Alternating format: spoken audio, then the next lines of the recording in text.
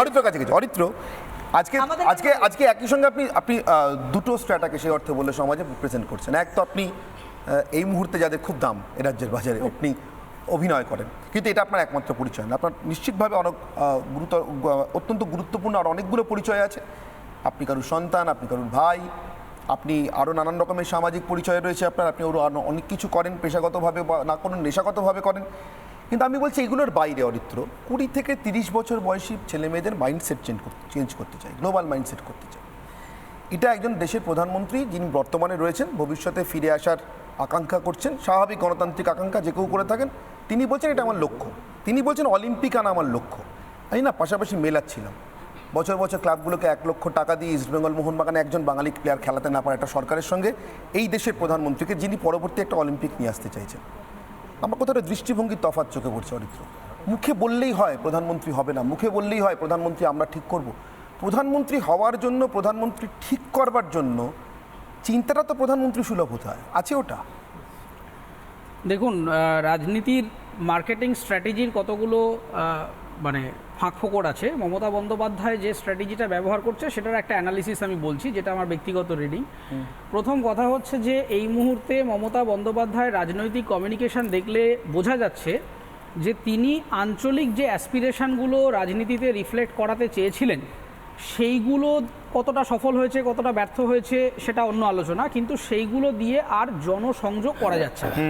মানে তার কারণ যে প্রতিজ্ঞাগুলো বা যে অ্যাসপেক্টগুলো নিয়ে আসলেই বাংলায় কাজ করা উচিত ছিল রাজনৈতিক ফিল্ডে, সেই জিনিসগুলো হয়নি। এবং তারপরে দুর্নীতি থেকে শুরু করে আরও একাধিক জিনিস একেবারে তৃণমূলকে ছিন্ন ভিন্ন করে দিয়েছে একাধিকবার রাজনৈতিক ময়দানে।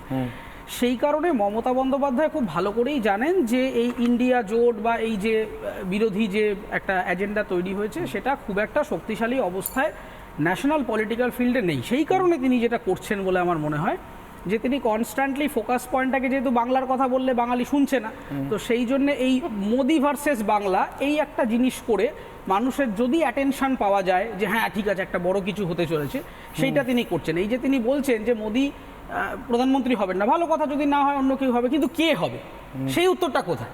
তার বিরোধিতা করতে গেলে একটা মুখ থাকবে, একটা এজেন্ডা থাকবে, তো সে কোনো অল্টারনেট নেই, কেউ জানে না যে তার মুখকে।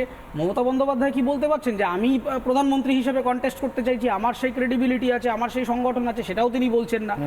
একবার তিনি বলছেন আমি ইন্ডি জোটের অংশ, একবার বলছেন আমি অংশ নই, আমি আমার মতো করে লড়ছি। ফলে এই যে একটা জগাখিচুড়ি সিচুয়েশন, এর সামারিটা হচ্ছে এইটাই, একদম সরাসরিভাবে চিফ মিনিস্টার নিজেও জানেন যে ন্যাশনালি কোন সরকার আসছে, কারা ক্ষমতায় আছে না আছে, তা খুব ভালো করেই তিনি বুঝতে পেরে যাচ্ছেন।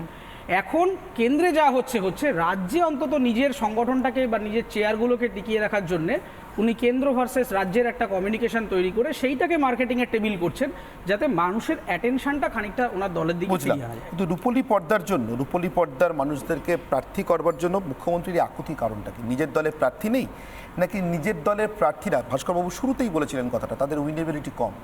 এরা এলে লোকে এর মধ্যে একটা কথা, মানে রূপলী পর্দা থেকে শিল্পীরা যদি রাজনৈতিক বিশ্লেষণে এত প্রজ্ঞা সহকারে সবকিছু বুঝতে পারে, তাহলে রূপলী পর্দার লোকেরা যে রাজনীতি করতে পারবেন না?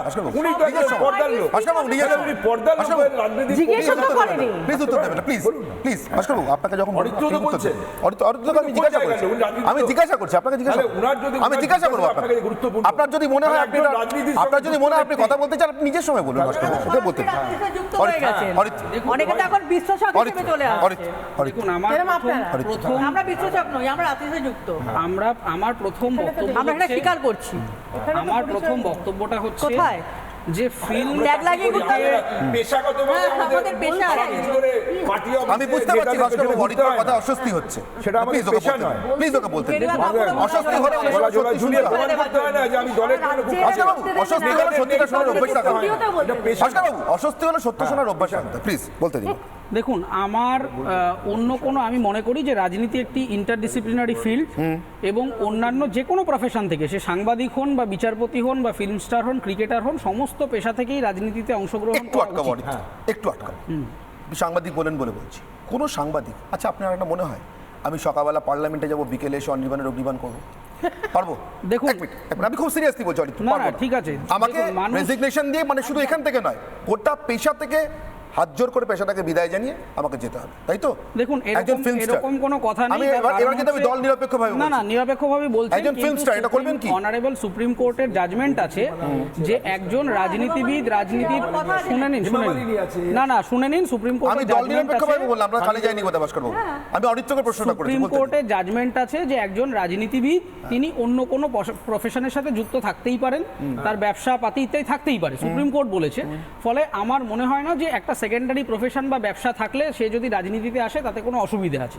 কিন্তু ঘটনাটা হচ্ছে আমার অবজেকশন, এই যে দেবকে নিয়ে এত কথা হচ্ছে, আমার কোনো আপত্তি নেই এবং আমি এও বিশ্বাস করি যে দেব এই বা দীপক অধিকারী এই মুহূর্তে সাংসদ হিসেবে যে জায়গায় আছেন খানিকটা শক্তিশালী জায়গাতেই আছেন বলে আমি বিশ্বাস করি। কিন্তু আমার অবজেকশনটা হচ্ছে যে তার অ্যাটেন্ডেন্স কম, 11% যাননি দীর্ঘদিন। আচ্ছা, তিনি অধিকাংশ এই যে এখন তিনি প্রচারে গিয়ে বলছেন ঘাটাল মাস্টার প্ল্যান নিয়ে কেন্দ্র অসহযোগিতা করেছে, আজ অবধি তিনি পার্লামেন্টে প্রপার ডিবেটে পার্টিসিপেট করেননি, স্পিকারকে চিঠি দেননি, পার্লামেন্টের প্রাইম মিনিস্টারকে জানাননি।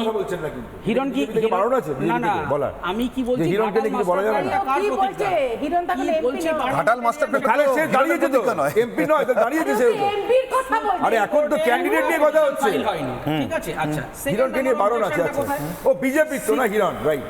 আচ্ছা আচ্ছা, সেকেন্ড অবজেকশনটা হচ্ছে যে পার্লামেন্টে দাঁড়িয়ে দীপক অধিকারী মহাশয় তিনি বলে এসেছিলেন যে this is my last speech.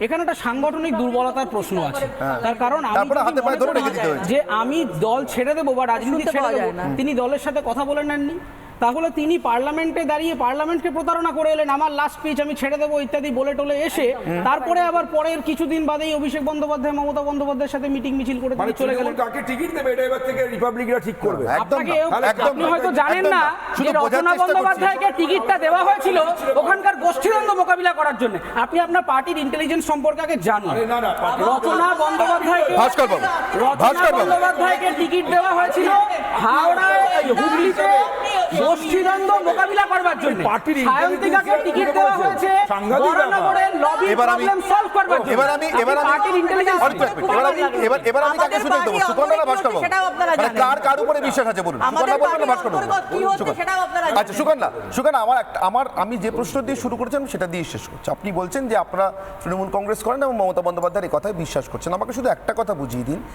দুটো মাত্র সিট যেগুলো মুখ্যমন্ত্রী নিজের মুখে বলেছেন, আমি ইউসুফ পাঠান নিয়ে জিজ্ঞাসা করছি না, হয়তো আপনাদের কাছে আরও ভালো ক্যান্ডিডেট ছিল, দেননি, দয়া করে দেননি, ইউসুফ পাঠানের উপর দয়া করেছেন, 2000 থেকে নিয়ে এসছেন। কিন্তু এই দুটো সিটে মমতা বন্দ্যোপাধ্যায় বলছেন এরা ছাড়া চলবে না। উনি রচনাকে অনেক বুঝিয়ে আজকে নিয়ে এসে প্রার্থী করেছেন, উনি দেবকে কিছুতেই ছাড়তে চান না। তৃণমূল কংগ্রেস এত বড় একটা দল, তার 42টার মধ্যে অন্তত এই রাজ্যের দুটো সিটে দুজন চিত্রতারকাকে না বুঝিয়ে প্রার্থী করা ছাড়া উপায় নেই। আপনারা দেশের প্রধানমন্ত্রী দেবেন 543টা সিটে লড়বেন? আমরা তো বিশ্বাস জোটে করুন। লড়বো, আমরা তো জোটে গিয়ে প্রধানমন্ত্রী হবো। এক মিনিট আমরা তো জোটকে থেকে প্রধানমন্ত্রীর কথা বলছি। আমরা তো কখনোই বলিনি যে আমরা এককভাবে গিয়ে ওখানে প্রধানমন্ত্রী, আমরা তো এককভাবে বলেননি, আপনারা ভুল শুনেছেন। তার মানে আপনি খবর কখনোই বলতে পারেন না, কখনো বলতে পারেন না, কারণ আমাদের যে বাংলা থেকে উনি সারা ভারতবর্ষে পার্টি দিচ্ছেন, কখনো বলেন দর্শকদের ভুল বোঝাবেন না, বাজে কথা বলবেন না। আমি বাজে কথা বলছি না, আমি জোটকে সমর্থন করছি। আপনি জানেন না, ওই আপনি বিকৃত, ভাস্কর বাবু, আপনি বিকৃত, ভাস্কর বাবু, ভাস্কর বাবু, ভাস্কর বাবু, আপনি জানেন না, আপনি আপনার কাছে